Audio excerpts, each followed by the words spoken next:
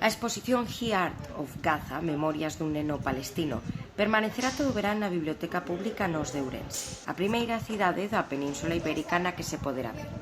É unha mostra de arte infantil no xenocidio, medio cento de debuxos con cada en súa explicación escrita na que as crianzas vítimas da barbarie israelí reflicten a súa situación, sentimentos, recordos, soños e horrores que están padecendo. Estamos nos momentos previos, estos que temos detrás son rapaces de terceiro de ESO do IES Lagoas que están enmarcando os debuxos de nenos palestinos que é o corpo desta exposición. Son medio cento de debuxos realizados por nenos que viven ou vivían, porque algún deles desgraciadamente xa non está vivo,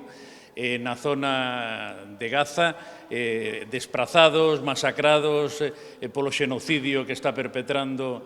Israel contra a poboación de Gaza, contra a poboación palestina. Son debuxos que expresan os sentimentos, os medos, os soños, as experiencias destes rapaces e cada un destes debuxos que agora estamos enmarcando e que quedarán instalados na biblioteca durante todo o verán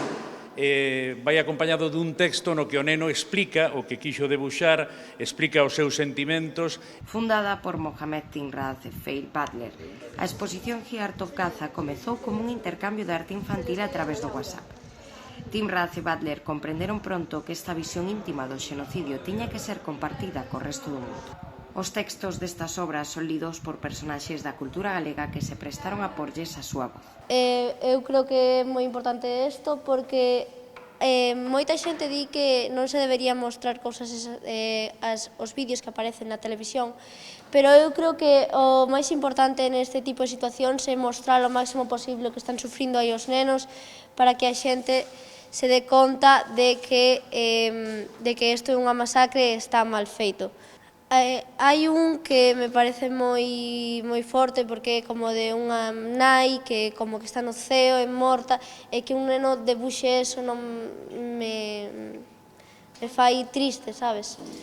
No tempo que permanece a exposición na Biblioteca Nos ata o 18 de setembro, haberá diversas actividades especialmente orientadas a nenas e nenos que acoden a este espazo cultural.